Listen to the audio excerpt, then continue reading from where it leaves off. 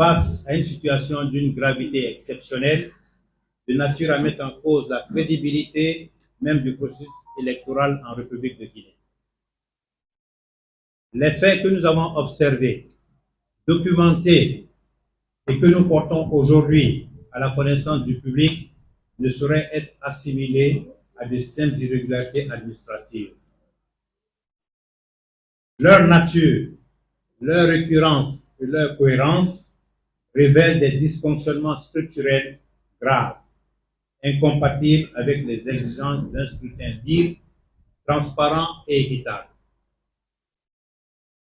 Le Frondec, acteur politique engagé dans la consolidation de l'état de droit, réaffirme son attachement indéfectible aux principes démocratiques, à l'égalité des candidats devant la loi, à la transparence du processus électoral.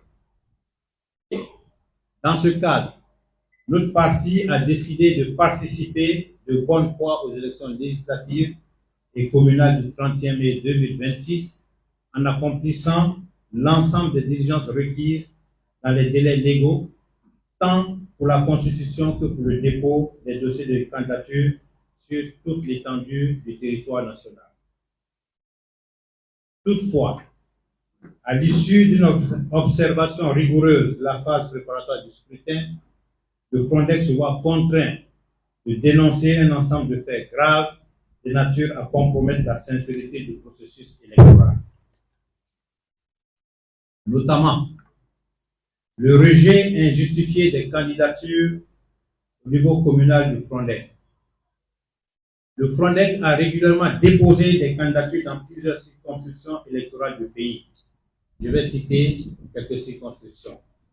Tombolia, Sanoya, Manea, Matam, Ratoma, Kouria, Lambangui, Kankan, Sigiri, Kintignan, Bokeh, Sangaredi, Tabita Dambofa, etc., etc. Parce que les résultats que nous recevons à date montrent que beaucoup de candidatures sont rejetées dans plusieurs localités du pays.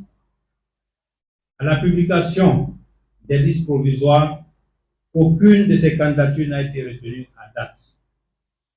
Or, conformément à l'article 242 du Code électoral, tout rejet de candidature doit être motivé, être notifié dans un délai de 10 jours à compter de la date de dépôt du dossier de candidature.